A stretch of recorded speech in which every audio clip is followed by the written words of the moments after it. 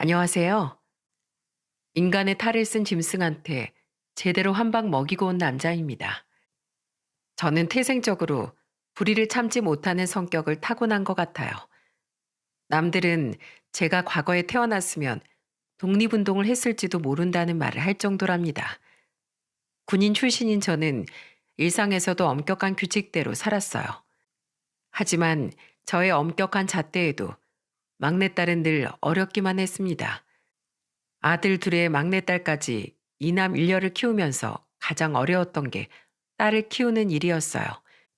직업 군인으로 나라도 지켰던 제가 정작 제 딸은 지켜주지 못한 것 같아서 너무 미안할 뿐입니다. 좋은 부모가 된다는 건 어떤 부모일까요? 제 나이 칠순이 되도록 여전히 자식 일에는 아는 게 없는 바보가 된 것 같아요. 요즘은 딸을 아끼는 부모를 딸바보라고 하죠. 저는 그야말로 딸을 아낄 줄만 아는 바보였어요. 귀한 제 딸이 머리 검은 짐승과 결혼한 줄도 모르고 행복을 빌어줬던 자신이 원망스럽습니다. 이런 사연을 쓰게 만든 건 바로 사이 때문이에요.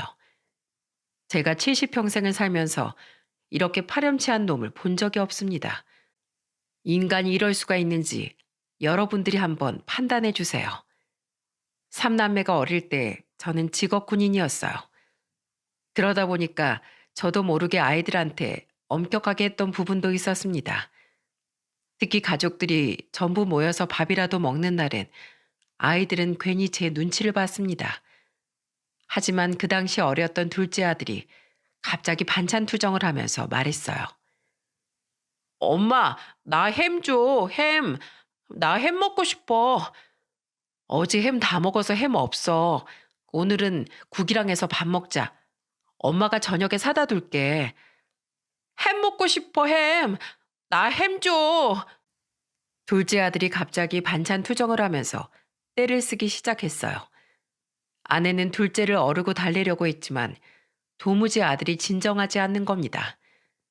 그때 저는 둘째 아들 보면서 호통을 치며 말했습니다. 김인호, 밥상머리에서 뭐 하는 거야?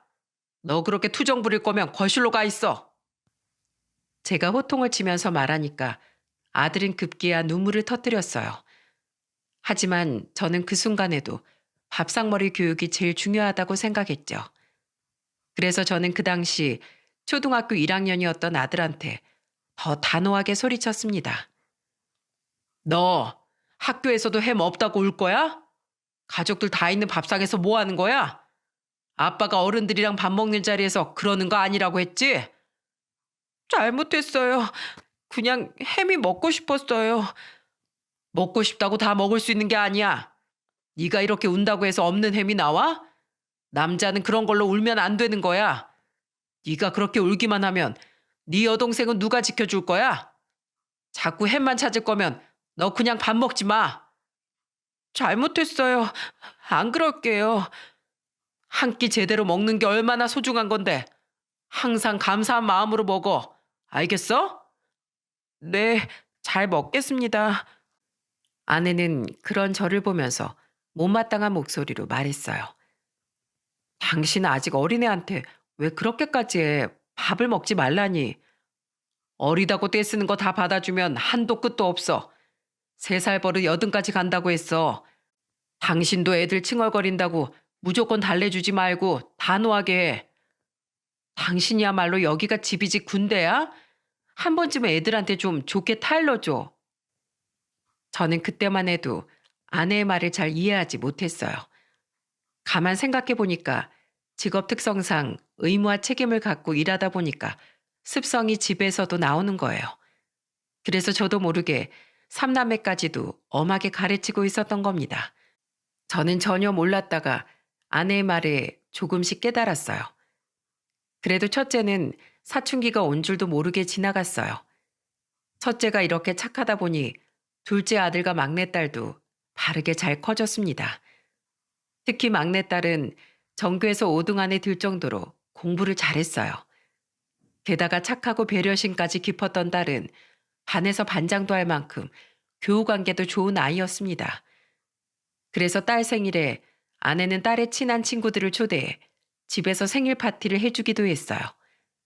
딸의 생일 파티 전날 딸은 신난 목소리로 말했습니다. 엄마, 내일 피자도 시켜줄 거야? 그래, 우리 딸 친구들 오니까 엄마가 시켜줄게. 또 뭐 먹고 싶은 거 없어? 음, 엄마가 해주는 갈비찜? 떡볶이? 그건 네 입맛에만 맛있을 수도 있잖아. 친구들이 맛 없다고 하면 어떡해? 아니야. 저번에 친구들 왔을 때 엄마가 해준 떡볶이 친구들도 다 맛있다고 했어. 그래서 친구들도 엄마 떡볶이 기대하고 있는데. 진짜? 그래, 그럼 엄마가 우리 딸 기 좀 살려줘야겠네. 오랜만에 실력 발휘 좀 해봐야지. 아싸, 신난다. 친구들한테 자랑해야지. 아내는 하나뿐인 막내딸을 위해서 최선을 다했어요. 그때 당시 중학교 3학년이었던 딸이 고등학교 입학 전에 친구들과 좋은 추억을 쌓길 바라는 마음이었어요. 지금이야 집에서 생일 파티하는 게 어색하지만 그때는 같은 아파트에 살거나 같은 반이면 서로 집도 편하게 오고 다녔거든요. 딸은 생일에 친구를 5명 정도 데리고 와서 생일 파티를 했어요. 아내는 한 상을 차려놓고 딸과 친구들을 보면서 말했습니다. 얘들아, 음식 모자라면 말해. 아줌마가 더 준비해 줄게. 아내가 다정한 목소리로 말하자 딸 친구 중에 한 명이 신난 목소리로 말했어요. 잘 먹겠습니다. 떡볶이 너무 맛있어요. 잘 먹어줘서 고마워. 더 먹고 싶으면 언제든 편하게 말해. 딸은 아내의 음식을 감탄하면서 먹는 친구들을 보면서 기뻐했어요. 아내도 딸이 기뻐하는 모습을 보니까 흐뭇해하는 것 같았습니다. 그때 제가 딸한테 신발을 건네면서 말했어요. 자, 효진아, 이건 아빠 선물. 우와, 진짜? 내 선물이야? 그래, 네가 저번에 갖고 싶다고 했던 그 운동화야. 우와, 나 이거 진짜 갖고 싶었는데 우리 반 애들 이 신발 하나씩 다 있어. 그랬어? 아빠가 너무 늦게 사줬네. 잘 신고 다녀. 딸은 선물로 준 신발을 신어보고 이리저리 살펴봤어요. 그리고 친구들한테 신발을 자랑하면서 말했습니다. 이거 봐봐. 나 여기 상표가 조금 다르지? 새로 나온 디자인이야. 우와, 진짜네? 새로 나온 거야? 효진이 좋겠다. 좋겠지? 우리 아빠가 사준 거야. 친구들한테 자랑하는 딸을 보면서 조금 일찍 사줄 걸 후회스러웠어요. 그렇게 딸의 생일 파티가 끝난 날, 저녁에 아내는 큰아들과 작은아들을 보면서 말했습니다. 너희들도 생일 파티 하고 싶어? 하고 싶으면 말해. 아니요. 남자들끼리 무슨 그런 파티를 해요. 효진이 내년에 또 한 번 더 해주세요. 남자애들이라 그런지 아들들은 손살을 쳤어요. 아무래도 딸과 아들은 성향이 많이 다르더라고요. 그래서 저도 아무래도 아들보다는 딸한테 더 신경이 쓰였어요. 10손가락 깨물어서 안 아픈 손가락은 없지만 딸이라 그런지 괜히 걱정이 많았죠. 세상이 험하다 보니까 아무래도 딸이 더 걱정스럽더라고요. 하지만 딸은 저희 부부가 괜히 노심초사하는 것보다 더 훌륭하게 자랐습니다. 서울에 있는 대학에 입학할 정도로 고등학교도 모범생으로 졸업했어요. 금지옥엽 귀한 딸이 대학교 입학 후 연애도 했었어요. 그때 만나던 남자친구가 의대생이었는데 딸한테 정말 헌신적이었죠. 우연히 퇴근하던 길에 누군가 딸을 데려다 주는 걸 보고 저는 깜짝 놀랐어요. 그런데 저랑 눈이 딱 마주친 딸이 저를 보면서 소리쳤던 거예요. 아빠! 효진아. 아빠 지금 퇴근하는 길이야. 친구랑 있었네? 아, 그게 여긴 내 남자친구야. 난생 처음 본 딸의 남자친구를 갑작스럽게 본 순간 심장이 덜컹하는 것 같았습니다. 놀란 표정으로 서 있는 저를 본 딸의 남자친구는 저한테 우렁찬 목소리로 인사하며 말했어요. 안녕하십니까? 저 효진이 남자친구 이정남이라고 합니다. 반갑네. 난 효진이 아빠야. 네, 말씀 많이 들었습니다. 효진이가 구급대원 아버지 자랑스럽다고 말 많이 했었어요. 아, 그랬어? 난 몰랐네. 여긴 효진이 데려다 주려고 온 거야? 저희가 시험 기간인데 오늘 공부가 늦게 끝나서요. 밤길 위험해서 데려다 주려고 왔어요. 그랬구나. 고마워. 우리 효진이 걱정이 많았는데 듬직한 남자친구가 있어서 내가 다 든든하네. 앞으로도 잘 부탁하네. 저는 딸의 남자친구를 보면서 어색한 인사를 나눴어요. 처음 본 딸의 남자친구는 씩씩한 목소리로 인사하는 걸 보니까 그래도 배짱이 있는 사람인 것 같아 다행이긴 했어요. 그날 저는 집에서 딸한테 물었어요. 효진아, 네 남자친구는 전공이 뭐야? 의대생이야. 공부도 잘하고 내가 배울 점도 많아. 얼마나 성실한데. 수업도 매일같이 엄청 열심히 들어.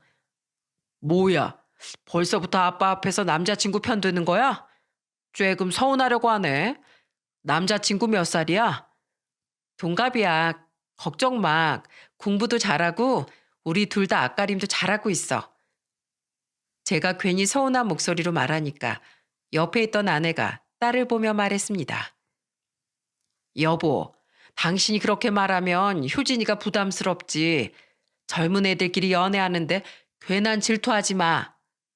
난 그냥 어떤 사람인지 궁금해서 그랬지. 기왕 연애하더라도 우리 딸밖에 없는 사람 만나면 좋잖아. 전화에 하는 연애가 다 저렇지 뭐. 그냥 효진이 편하게 만나게 내버려둬. 아내는 아직 학생인 딸의 연애를 대수롭지 않게 생각했어요. 그저 젊은 시절 지나가는 연애라고 생각한 겁니다. 그래서 저도 그저 딸이 알아서 잘 만나겠거니 생각했어요. 그런데 딸의 연애가 2년쯤 흘러서 25살이 되던 해 딸의 남자친구와 같이 밥을 먹을 자리가 생겼어요. 딸이 먼저 정식으로 남자친구를 소개시켜주고 싶다는 말에 아내와 떨리는 마음으로 약속 장소로 갔죠. 대화도 하면서 밥을 잘 먹고 있는데 딸의 남자친구가 저를 보며 말했습니다. 아버님, 저 효진이랑 결혼하고 싶습니다. 4년 넘게 잘 만나왔어요. 효진이 제가 평생 행복하게 해줄 자신이 있습니다. 저는 갑작스런 딸의 남자친구 말에 너무 당황스러웠어요. 그래서 저는 딸의 남자친구를 보며 말했습니다. 결혼? 갑자기 그게 무슨 소리야? 저 효진이랑 결혼 생각까지 하면서 진지하게 만나고 있어요. 그러니까 저 믿어주십시오. 저 이렇게 보여도 사내 대장부 같은 사람입니다. 지금은 대학생 신분이지만 제가 꼭 열심히 해서 효진이 행복하게 해주고 싶습니다. 내가 지금 무슨 소리를 들은 거야? 자네, 우리 효진이 얼마큼 사랑하나? 말로만 대장부 스타일이라고 하지 말고 구체적으로 말해보게. 저 정말로 영원히 효진이를 행복하게 해줄 자신 있습니다. 평생 효진이 손에 물 한 방울 안 묻히도록 제가 최선을 다할게요. 지금 자네가 하는 말 지키려면 얼마나 열심히 해야 되는지 알지? 지금 이럴 시간이 없어. 무조건 더 열심히 해야 되는 거야. 네, 걱정 마세요. 저 정말 잘할 수 있습니다. 제가 아마 우리나라 의대생 중에 엉덩이가 제일 무거울 겁니다. 당당하게 의사 돼서 꼭 효진이 행복하게 해주겠습니다. 딸의 남자친구는 당당하고 힘찬 모습이 참 보기 좋았어요. 남자가 저 정도 배짱은 있어야 목표를 이룰 거라고 생각했거든요. 그러다가 딸은 대학 졸업 후에 운 좋게 대기업에 입사까지 했습니다. 딸이 대기업에 입사하던 순간 얼마나 대견했는지 모릅니다. 두 아들의 딸까지 취업에 성공하면서 아내는 이제 두 발 뻗고 살 것 같다고 했어요. 그런데 26살에 취업한 딸이 월급의 절반을 남자친구한테 쓰고 있는 겁니다. 저는 그때 딸을 보며 걱정스럽게 말했어요. 너 대체 월급 관리를 어떻게 하고 있는 거야? 내가 어지간하면 모른 척 하려고 했는데 아빠도 이제 걱정이 되는구나. 그게 사실 남자친구가 아직 자리를 못 잡아서 내가 좀 도와주고 있어. 하필 집도 갑자기 어려워져서 아르바이트 해야 한다고 하는데 어떡해. 괜히 공부에 방해될까 봐 좀 도와주고 싶어서. 뭐? 집이 얼마나 어려워졌길래 그래? 아버지가 편찮으시대. 그래서 일을 그만두셔서 지원받을 수 있는 상황이 아니야. 아빠 걱정 마. 나 정남이랑 하루 이틀 만난 것도 아니고 내가 이렇게 도와줄 만큼 믿어. 우리 5년도 넘었잖아. 그래도 사람 일이라는 게 모르는 건데 너무 그렇게 다 해주고 있는 거 아니야? 아니야. 내가 도와주면 정남이도 그만큼 날 위해서 노력해줘. 그러니까 너무 걱정 마. 그때 딸은 남자친구를 위해서 데이트 비용, 월세, 심지어 관리비까지 전부 다 도와주고 있었어요. 아무리 오래 만났어도 결혼한 사이도 아닌데 딸이 거의 뒷바라지까지 하고 있으니까 괜히 좀 신경 쓰였어요. 하지만 정말 사람 일은 모른다고 하죠. 딸은 정말 7년 정도 연애를 이어오다 결국 결혼까지 하게 됐어요. 극적으로 의사 면허를 취득한 사위는 당당하게 딸과 결혼까지 하게 된 거죠. 저는 과거에 사위가 제 앞에서 당당하게 했던 말처럼 딸을 행복하게 해줄 거라고 믿었어요. 하지만 사위는 결혼 후부터 예상치도 못하게 변한 겁니다. 결혼 후에 딸은 아들을 둘이나 낳고 살았어요. 그런데 사위가 마흔쯤 되니까 점차 변하기 시작했던 거죠. 워낙 속 깊었던 딸이라 저와 아내한테는 일절 말하지 않았어요. 그때는 저도 은퇴하고 아내와 노후를 보낼 때였는데도 딸은 10년간의 결혼 생활 동안 힘든 걸 말하지 않던 겁니다. 그런데 한 번은 딸이 사위도 없이 두 손자를 데리고 집에 왔던 날 큰 손자의 말에 깜짝 놀랐어요. 거실에서 두 손자를 보고 앉아 있는데 유치원을 다니던 큰 손자가 딸을 보며 엉뚱한 목소리로 말했습니다. 엄마, 어젯밤에 왜 울었어? 무슨 소리야? 엄마가 언제 울었어? 아니야. 엄마 어제 내 방에서 나 자는 거 보다가 울었잖아. 아니야. 엄마가 눈에 뭐가 들어가서 그랬어. 눈에 뭐가 들어갔길래 그랬어? 내가 호호해 줄게. 저는 큰손자의 말에 깜짝 놀랐어요. 큰손자가 거짓말하는 것 같지 않았거든요. 그래서 저는 딸을 보면서 다시 한번 물었습니다. 이게 무슨 소리야? 너 애 앞에서 울었어? 울긴 누가 울어? 아니에요. 밤에 내가 하품해서 그런 거야. 아까 눈에 뭐가 들어간 거라면서 왜 자꾸 말이 달라져? 무슨 일이야? 네 남편이 속 썩히는 거야? 정말 아니야. 그 사람이 그럴 사람이 아니잖아. 애들 키우다 보면 애들 엄마들 자주 울어. 애 보는 게 힘들어서 그렇지. 신경 쓰지 마. 딸이 횡설수설하면서 하는 말에 저는 의심스러웠습니다. 육아휴직을 내고 연년생 두 아들을 키울 때도 딸은 한 번도 힘든 내색을 보이지 않았어요. 그런데 그때는 딸이 무슨 일이라도 있는 듯 어딘가 상심에 잠겨 있는 모습을 보이기도 했어요. 그래서 걱정스러운 마음에 딸이 집에 가고 난 후에 사위한테 전화를 걸었습니다. 그런데 사위는 술을 마시고 있었는지 취한 목소리로 전화를 받더군요. 아이고, 장인어른, 무슨 일이십니까? 자네 술 마셨나? 지금 시간이 몇 시인데 아직도 술을 마셔. 하루 종일 환자들 본다고 힘들었는데 제가 이 시간에 술도 못 마십니까? 시간이 밤 10시가 넘은 시간인데도 사위는 밖에서 술을 마시고 있는 거예요. 그래서 저는 이해할 수 없는 사위 행동에 단호하게 말했어요. 어린 아들이 둘이나 있는 사람이 이 시간에 밖에서 술을 마시고 있다는 게 말이 되는 거야? 일찍 가서 애들도 보고 집안일도 같이 해줘야지. 아, 그걸 제가 왜 해요? 그런 건 돈 덜 버는 사람이 해야죠. 제가 집에 벌어온 돈이 얼만 줄이나 아세요? 뭐야? 자네 지금 그게 무슨 말인가? 부부 사이에 그런 걸 따지면 어떡하나? 이렇게 무책임한 사람이었어? 저도 힘들어서 그럽니다. 힘들어서. 잔소리 말고 얼른 집으로 가. 자네 12시 전까지도 집에 도착 안 했으면 내가 가만 안 둘 거야. 저는 처음으로 사위한테 큰 소리를 쳤습니다. 솔직히 부부 사이에 저런 식으로 급을 나누도 말하는 게 말이 됩니까? 부부는 서로 힘을 합쳐서 가정을 꾸려가야 하는데 저런 식으로 말하면 죽도 밥도 안 된다고 생각했습니다. 사위한테 충격받은 마음을 어디에도 털어놓을 길이 없었어요. 딸은 숨기고 싶어 하는데 제가 일부러 말을 꺼내기도 어렵더라고요. 그런데 다음 날 딸한테 한 통의 전화가 걸려온 겁니다. 딸은 미안한 목소리로 저한테 해명을 하려고 했어요. 아빠, 어제 남편이랑 통화했다며. 그 사람 어제 회식이라 그랬어. 원래는 일찍 들어와. 지금 집에 들어오는 게 문제야? 어제 말하는 거 들어보니까 완전히 널 무시하면서 말하던데 대체 둘이 어떻게 살고 있는 거야? 그 사람이 그랬다고? 대체 무슨 말을 했길래?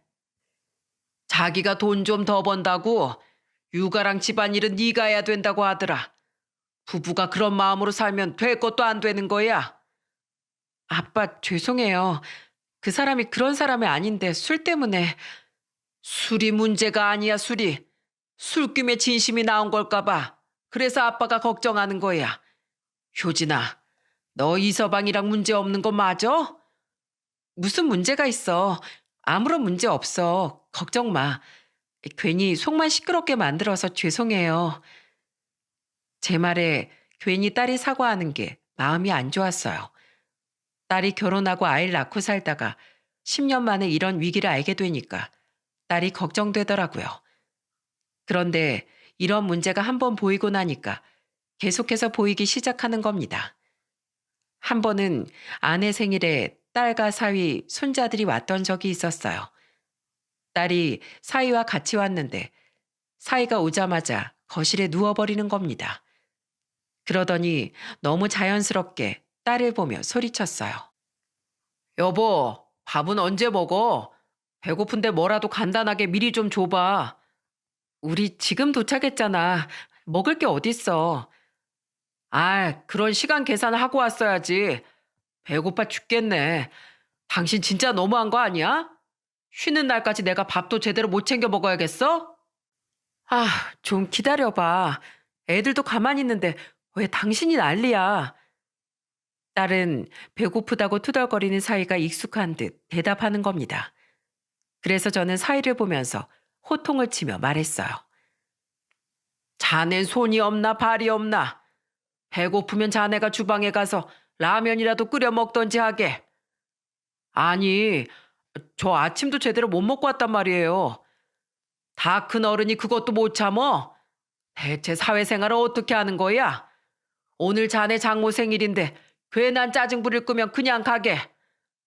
왜 그러세요? 가만히 있을게요. 장인어른 요즘 저한테 화난 거 있으세요? 왜 이렇게 저만 보면 화를 내세요? 그걸 진짜 모르나? 자네가 잘한 게 있어야 예뻐하지. 배고프다고 처가에서 투덜거린 사위 뭐가 예쁘다고 좋은 소리를 해줘. 그래도 의사 사이 대접 좀 해주세요. 그놈의 의사 사이가 뭐가 대수라고 나한테 대접을 바라나. 대접받고 싶으면 병원에서 살아. 자네가 지금 이 집에 의사로 온 게 아니라 사위로 온 거야. 자네부터 사위 노릇 좀 해. 그리고 나도 앉아있는데 자네가 뭐라고 거실에 누워있어? 당장 일어나. 제가 호통을 치면서 말하니까 사위도 그제야 똑바로 앉고 고개를 푹 숙이더라고요. 그런데 옆에 있던 손자들이 사위를 보면서 장난치듯 말했습니다. 아빠 할아버지한테 혼났다. 혼났어. 아빠도 잘못했으니까 손 들고 서 있을 거야? 손주들의 말에 저는 사위를 보면서 비아냥거리며 말했습니다. 잘못했으면 어른도 혼나는 거야. 알겠지? 할아버지가 예전에 군인이었어. 잘못하면 할아버지한테 아빠도 홍군형 날 거야. 우와, 할아버지 짱 멋있어요. 여기 막 총도 있어요. 손자들은 거실에 있던 군인 시절 저의 사진을 보며 감탄했어요. 그제야 사이가 놀란 듯한 표정으로 손자들을 돌보기 시작했습니다. 사람이 미운 털 한번 박히면 끝까지 밉다고 하죠. 하지만 사위는 미운 놈이 미운 짓만 골라 하기 시작했어요. 그날 딸이 아내를 주려고 목걸이를 가져왔는데 사위 놈이 그걸 보더니 놀란 목소리로 말하는 겁니다.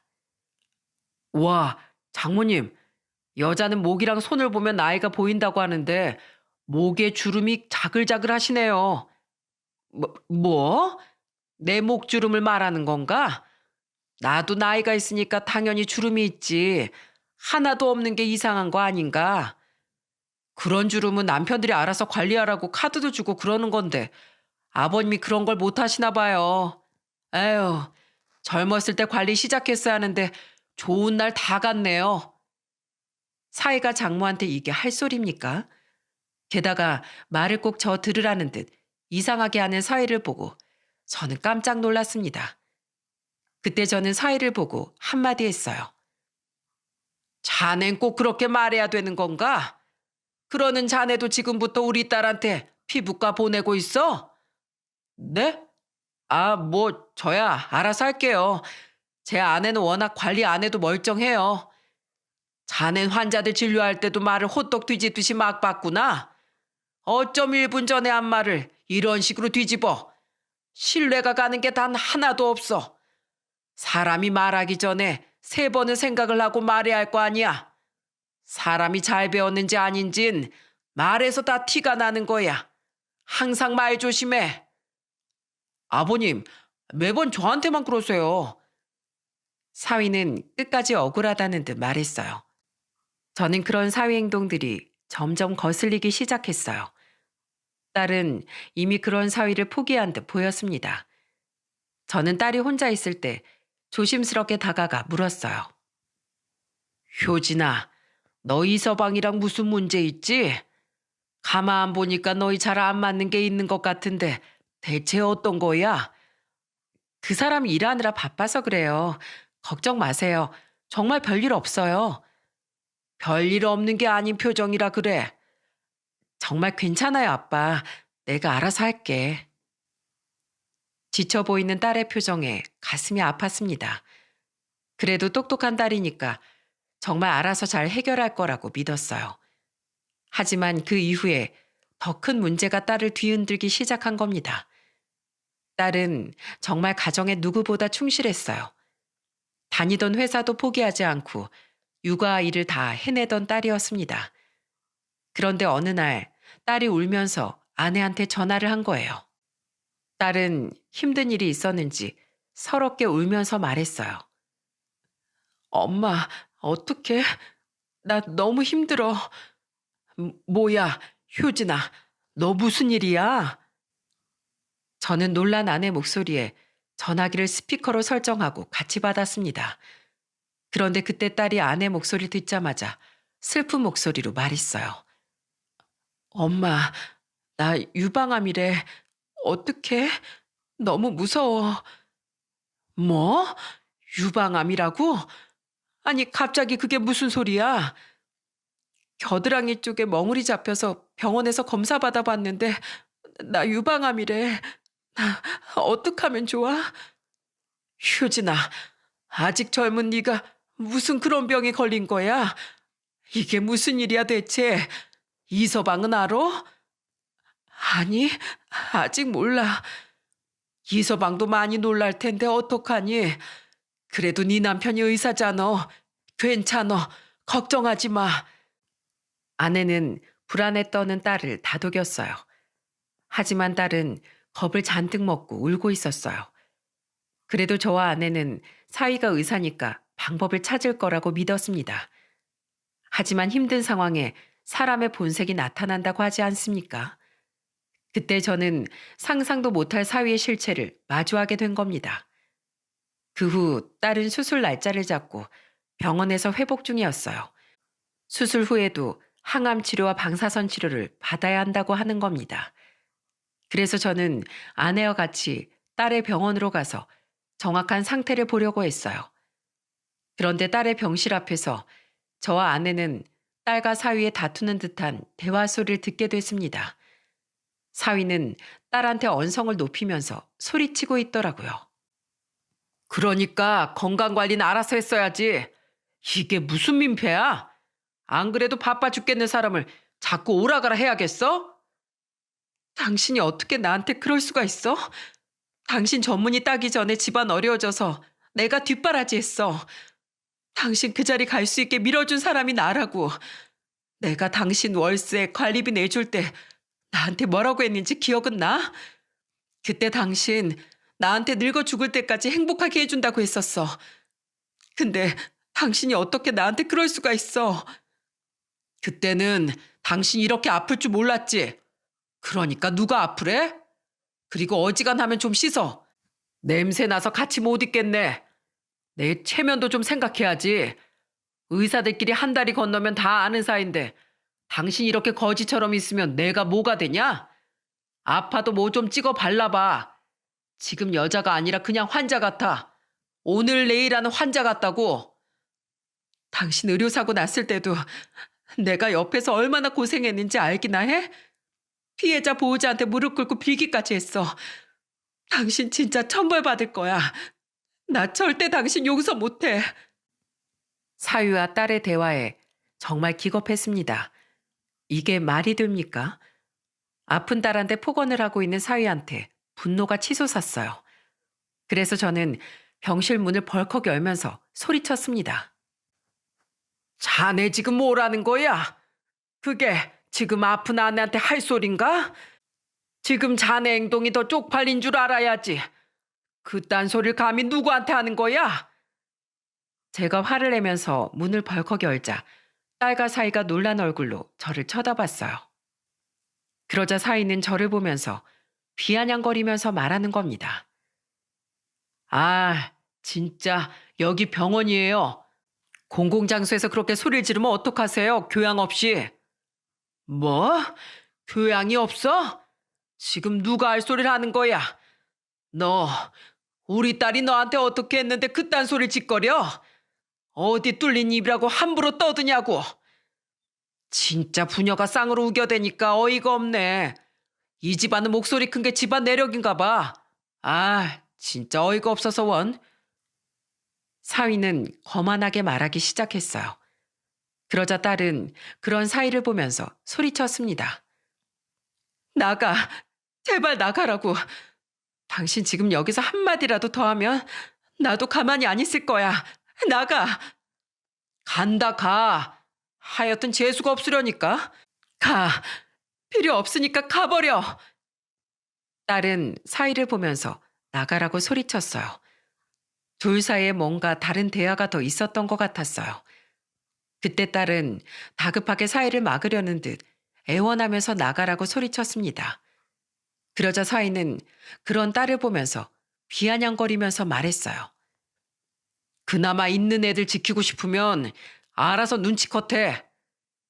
사위는 딸한테 이상한 말을 한 채 나가버렸어요. 대체 이게 무슨 일인가 도무지 이해가 안 갔어요. 그때 아내가 충격을 받은 표정으로 딸을 보며 소리쳤죠. 대체 무슨 일이야? 너희 부부 무슨 일이 있는 거야? 아니야, 엄마. 제발 그냥 모른 척 해줘. 내가 나중에 다 말해줄게. 알겠어, 효진아. 그만 울어. 네 몸부터 챙겨야지. 괜찮어. 아내는 하염없이 우는 딸을 다독이면서 달랬어요. 저는 도무지 사위의 행동이 이해가 안 갔습니다. 사위가 정형외과 의사라 평소 일이 힘들다는 건 알았지만 이 정도로 사람이 아나무인은 아니었거든요. 그때 저는 아픈 딸한테 함부로 하는 사위를 가만두고 보낼 수가 없었어요. 그래서 사위를 쫓아갔습니다. 그런데 주차장에서 사위를 본 저는 제가 잘못 본 줄 알았습니다. 사위가 한참 어려 보이는 여자랑 팔짱을 끼고 차에 타는 거예요. 말도 안 되는 상황을 두 눈으로 본 저는 사위한테 달려가서 멱살을 잡았습니다. 야, 이 자식아. 지금 마누라가 아픈데 바람을 피고 있어? 네가 그러고도 사람이야? 네가 인간이냐고. 장인어른, 이거 놔요. 놓으시라고요. 내가 이걸 놓게 생겼어? 너 언제부터야? 언제부터 이런 거야? 네가 이러고 다니니까 우리 딸이 병이 난 거잖아. 이거 놓으세요. 어차피 위자료 주면 끝인데 여기까지 질질 끌고 온 게 당신 딸이라고요. 짐승만도 못한 사위는 제 손을 떨쳐내면서 소리쳤습니다. 그러던 이 사위는 어이없는 말을 내뱉기 시작했어요. 난 진작에 여자 같지도 않다고 이혼하자고 했다고요. 이제 항암치료 시작하면 머리도 숭숭 빠질 텐데 그런 여자랑 어떻게 살아요?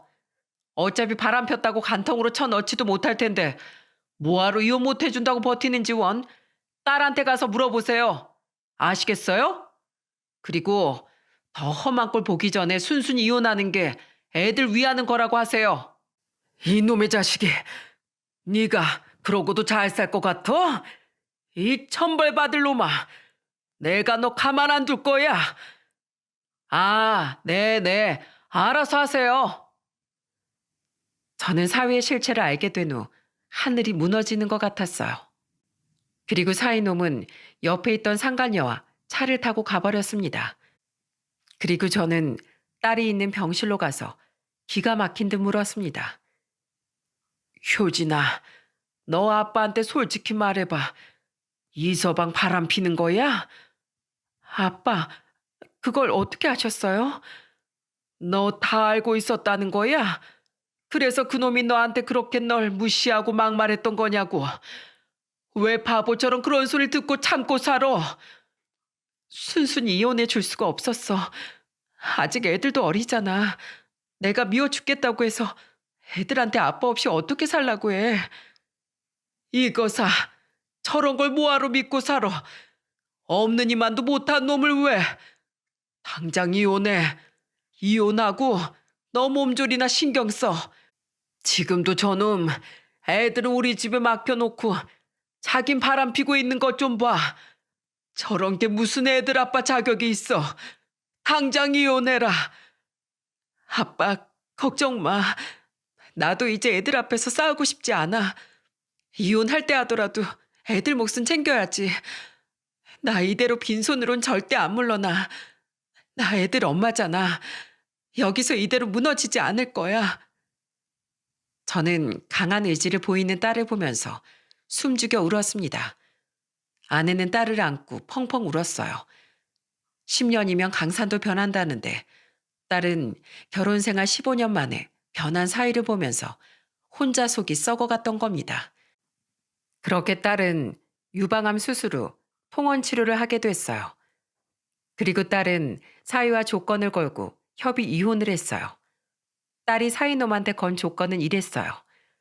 살고 있는 아파트와 매달 양육비 인당 100만 원씩 200만 원을 주는 게 조건이었습니다. 그때 딸은 상간녀한테 위자료 청구 소송도 걸 만큼 악에 받쳐 있었죠. 하지만 사위놈은 그런 상황에도 딸을 무시하면서 이런 말을 했다고 했습니다. 네가 위자료 소송해봐야 그깟 위자료 물어주고 말지. 너처럼 여자 같지도 않은 사람이랑 사느니 이혼이 100번 낫다. 항암 치료하면서 빠지는 머리나 잘 관리해. 더 해골 같아질라. 너야말로 그딴 식으로 살지 마. 네가 조강지 쳐버리고 잘 살 것 같아? 너 같은 놈은 얼마 못 가서 망할 게 눈에 훤해. 나중에 나한테 나타나서 살려달라고 빌지나 마. 결국 딸은 끝까지 사위놈과 막말을 하면서 겨우 이혼할 수 있었어요. 그 후 딸은 한결 편해진 표정으로 항암 치료와 방사선 치료를 받으러 다녔습니다. 속 썩히는 사람이 없어서 그런지 딸은 점점 건강을 회복해 나가고 있었어요. 은혜를 원수로 갚는 놈이 없으니까 딸도 안색이 점점 좋아졌습니다. 더 웃긴 건 손자들도 아빠의 빈자리를 전혀 느끼지 못했다는 겁니다. 오죽하면 원래 아빠가 없던 애들 같았다니까요.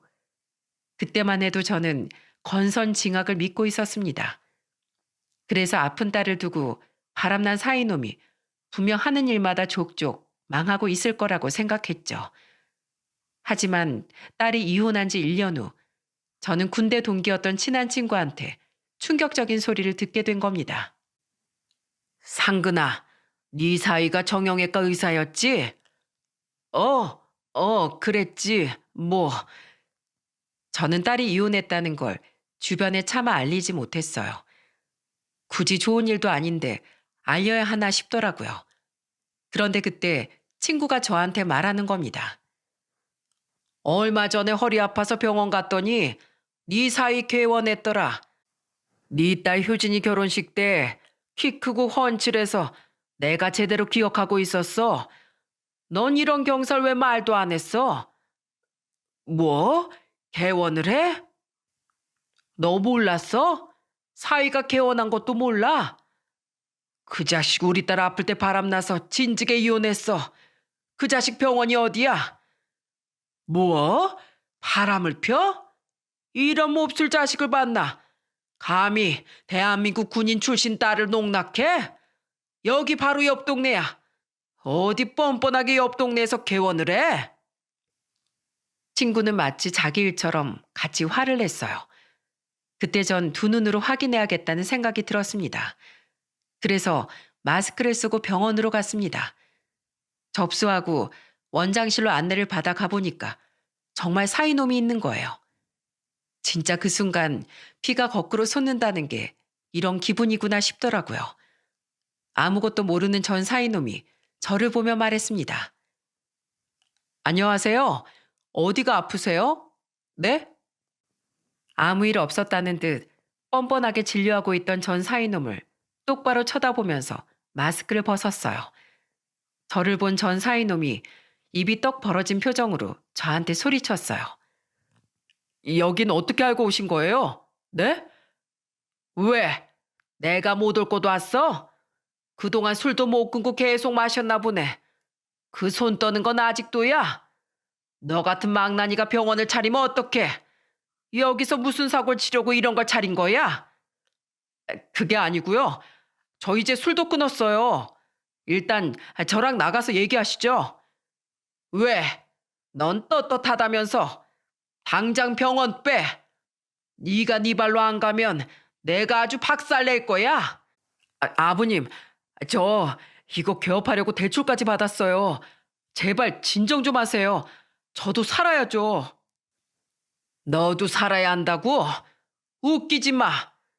우리 딸도 그때 누구보다 살고 싶어 했어. 그런데 네가 아주 무시하고 짓밟고 갔지? 그러고도 네가 잘 살 거라고 믿었어? 흥, 착각하지 마. 네가 여기 말고 다른 곳에 차렸어도 내 지구 끝까지 쫓아가서 망쳐버릴 거야. 이건 놔. 너 같은 건 의사 자격도 없어. 저한테 매달리면서 애원하는 전 사이놈을 떨쳐버리고 저는 환자들이 있는 진료 대기실로 가서 소리쳤습니다. 여러분, 이 병원 의사는 유방암이 걸린 제 딸을 버리고 바람까지 핀 파렴치한 놈입니다. 게다가 알코올 중독 때문에 아직도 수전증이 심해요. 그런 사람한테 진료받고 싶으십니까?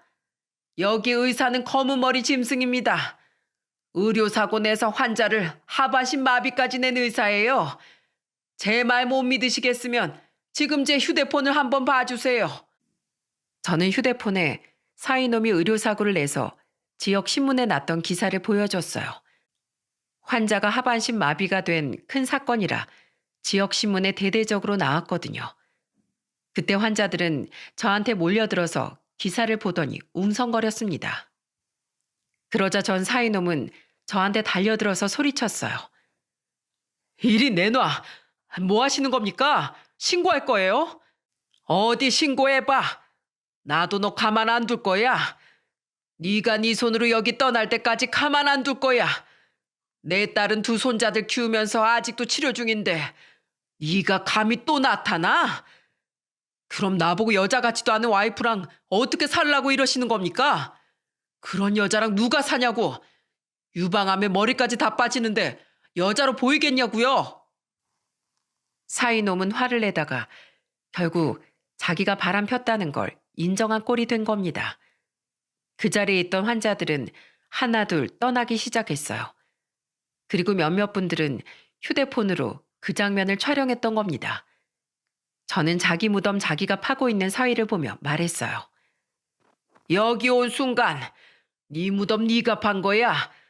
내가 이대로 두고 보나 봐. 여기 떠나는 그날까지 가만 안 둘 거야. 저는 전 사이놈한테 협박에 가까운 말을 하고 병원을 나왔어요. 그리고 다음 날 정말 상상도 못할 일이 벌어졌습니다. 어제 제가 전 사이놈과 싸우는 장면이 지역 맘카페에 퍼진 거예요. 심지어 저와 같이 직업 군인으로 일하던 친구들 사이에서도 전 사이놈의 만행이 일파만파 퍼지면서 전 사이놈의 병원은 그야말로 저희 지역에서 블랙리스트가 된 겁니다. 그때 딸은 뒤늦게 이런 사실을 알고 괴로워했어요. 아빠, 죄송해요. 저 때문에 아빠가 괜히 험한 꼴만 보게 해서 너무 죄송해요. 아니야. 네가 내 딸인데 당연히 내가 나서야지. 걱정 마. 우리 딸 평생 이 아빠가 지켜줄게. 딸은 미안함에 눈물까지 흘렸습니다. 그 후 전 사이놈은 어떻게 됐는 줄 아십니까? 병원이 폭삭 망하면서 빚더미에 올라앉은 겁니다. 의사라서 대출이 잘 나오니까 무리해서 병원을 개업했던 거였어요. 한동안 술만 마시면 전화해서 하소연하는 통에 정말 귀가 따가울 정도였죠. 아버님, 저 좀 살려주세요. 제발요. 빚 때문에 아주 죽겠어요. 아직 헛소리 하는 거 보니까 기운이 넘쳐나네. 그러니까 왜 남의 동네에서 설치길. 한 번만 더 내 눈에 띄기만 해봐. 가만 안 둘 거야. 끊어. 저는 전 사이놈의 전화를 매몰차게 끊어버렸어요. 몇 개월 뒤 전 사이놈은 제대로 운영도 못 해보고 병원을 접어야만 했습니다. 도망치듯 떠난 전 사이놈을 보고 속이 다 시원했어요. 작년에 겪었던 일인데도 어제 일처럼 생생하네요. 그만큼 저도 쌓인 게 많았던 것 같습니다. 지금 제 딸은 많이 호전된 상태라 체력도 많이 회복됐습니다. 혼자서 두 아들을 아주 훌륭하게 키우고 있어요. 잘 지내고 있는 와중에 이런 사연을 보내게 된 이유는 하나입니다. 요즘 이혼은 별것도 아니라고 하죠. 하지만 이혼도 결국 사람한테 상처를 주는 일이잖아요. 특히 외도는 인간적으로 큰 상처를 주는 짓이랍니다. 평생 행복하게 살자고 결혼했는데 이런 식으로 뒤통수를 치는 게 인간이 할 짓입니까? 사람이라면 저는 인간답게 살아야 한다고 생각해요. 정말 기본적인 의리도 못 지키는 인간은 애초에 결혼하면 안 될 인간일 거예요. 제 딸이 이혼 후에도 가슴앓이 했던 기억이 떠오르면 저도 가슴이 미어집니다. 제2의 인생을 살겠다고 결혼을 결심했다면 꼭 의리 있게 살았으면 좋겠어요. 제 긴 사연 들어주셔서 정말 감사드려요. 손주들과 딸이 잘 살 수 있도록 따뜻한 응원의 한마디 부탁드릴게요.